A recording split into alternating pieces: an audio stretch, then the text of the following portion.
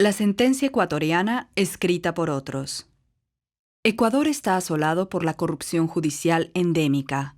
En sus informes sobre los derechos humanos en Ecuador, el Departamento de Estado de los Estados Unidos destaca reiteradamente la susceptibilidad de la función judicial de aceptar sobornos para dictar sentencias favorables y para la resolución de casos legales. También se informó sobre jueces que asignaban casos a abogados externos, los cuales redactaban sentencias judiciales sobre casos pendientes ante la Corte y las devolvían al juez presidente para que las firmara. Se filmó a los abogados de los demandantes cuando hablaban de la corrupción judicial generalizada y cómo podrían sacar provecho de ella. All the judges here are corrupt. They're all corrupt. It's their birthright to be corrupt. Why? Because they get paid so little. It's the culture. It's disgusting. And the only language that I believe this judge is going to understand is one of pressure, intimidation, and humiliation. And that's what we're doing today. We're going to let him know what time it is. Hay pruebas irrefutables que demuestran que los abogados de los demandantes explotaron esta corrupción judicial cuando redactaron anónimamente una sentencia por $18.200 millones en contra de Chevron.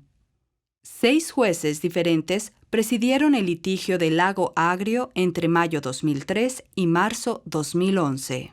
El juez Zambrano fue quien expidió la sentencia el 14 de febrero 2011.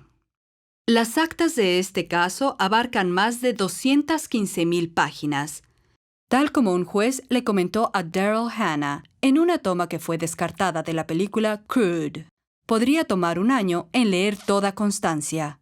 Dios mío. This is all the Chevron Texaco case. You've read all of this? ¿Ya ha leído todo usted? Poco, no mucho. El juez que dicte la sentencia tendrá que leer todo esto. So the judge that gives the final judgment has to read all of this. Oh my gosh. That could take Mucho leer. more years. Sí, podría dilatar más, dice. Oh. Leer todo eso. Sería un año, no sé, pero tiene que él leer y él es el que dicta la sentencia definitiva. Yeah, the judge that gives the final judgment is going to have to read all this. It might take a year, I don't know.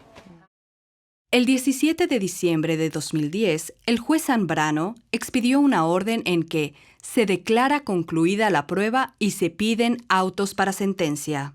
Esto es, generalmente cuando los jueces ecuatorianos empiezan a revisar las actas. El 31 de enero de 2011, poco más de 6 semanas después de terminar la etapa probatoria, el juez Zambrano dijo a los reporteros que había revisado 1.500 cuadernos de documentos de las actas de la Corte del Lago Agrio y explicó: «Tengo cerca de 500 cuadernos por revisar. Cada cuaderno contiene alrededor de 100 páginas». Es decir, el juez Zambrano afirma haber leído en tan solo 6 semanas más de 160,000 páginas y le faltaban por leer más de 50,000. En esas 2 semanas antes de conocerse la sentencia, el juez Zambrano habría tenido que leer esas 50,000 páginas y también redactar la sentencia de 188 páginas de interlineado sencillo. El Dr. Keith Rayner, perito en psicolingüística, especializado en tasas de velocidad de lectura y de comprensión, concluyó que habría sido imposible que el juez Zambrano haya leído y comprendido acabadamente todo el material contenido en los registros del Lago Agrio en las aproximadamente 8 semanas entre el momento en el que empezó a revisar los materiales, el 17 de diciembre de 2010, y la fecha en la que emitió su veredicto, el 14 de febrero de 2011. Los documentos internos aportados por los abogados y consultores de los demandantes demuestran que aquellos pasaron años preparando en secreto la sentencia ecuatoriana. En diciembre de 2008, el principal abogado ecuatoriano de los demandantes, Pablo Fajardo, convocó a una reunión con todos los equipos para trazar un plan para lograr una sentencia de primera instancia en el 2009 que fuese favorable y significativa. Según explicó Fajardo, tenemos correa, corte y política gringa. Es ahora o nunca. En correos electrónicos de junio de 2009, Fajardo informó a Steven Donziger que le encargó a Brian Parker, un pasante de derecho del equipo legal de los demandantes, las investigaciones para nuestro alegato en derecho y la sentencia, pero sin que él sepa qué está haciendo. 2 semanas después, Fajardo envió al equipo legal de los demandantes las investigaciones sobre el uso de un fondo de fideicomiso para el reembolso de los fondos de la sentencia. Cadenas de texto del documento de investigaciones aparecen al pie de la letra en la sentencia ecuatoriana. Pocas horas después, Fajardo envió un fallo de la Corte Suprema Ecuatoriana al equipo legal de los demandantes. En este correo, Fajardo dio a entender que ellos deberían usar ese fallo en su propio alegato y en la sentencia ecuatoriana. Colegas, esta es la sentencia del caso Viuda Petroecuador. Los argumentos que ponen los magistrados son súper interesantes.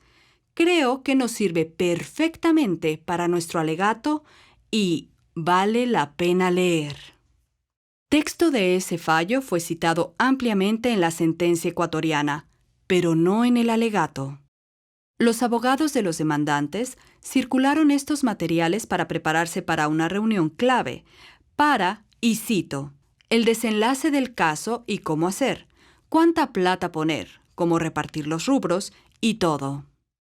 Los abogados de los demandantes pretendieron controlar no solo el desenlace del caso, sino el contenido de la sentencia ecuatoriana para asegurar su ejecutabilidad en el exterior. Tal como explicó uno de esos abogados, Joseph Cohn, en un correo electrónico. Para ser efectivos en el desarrollo de una opinión que sea ejecutable en los Estados Unidos y en todos lados, necesitamos formar parte de la preparación de la entrega final y la sentencia propuesta, la tarea más grande sobre la que reiteradamente acordamos que nuestro estudio trabajaría.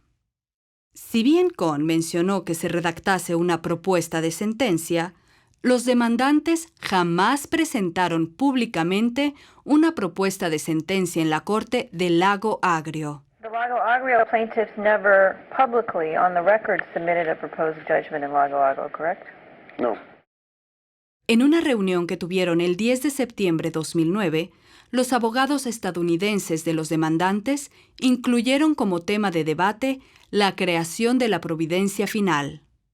En una lista de tareas de Ecuador de esa misma reunión se incluye estructura de la sentencia.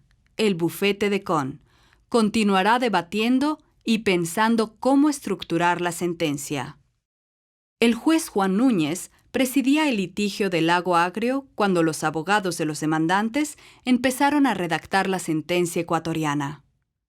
Mientras los abogados de los demandantes redactaban la sentencia que él firmaría, el juez Núñez participó en reuniones grabadas en las que admitió que fallaría en contra de Chevron, a más tardar enero de 2010. Para mí como juez, no, yo sabe clara cómo es. Usted dice Chevron es el culpable y el acto es octubre-noviembre de este año y máximo hasta enero de 2010 y el dinero es 27 menos como puede ser más.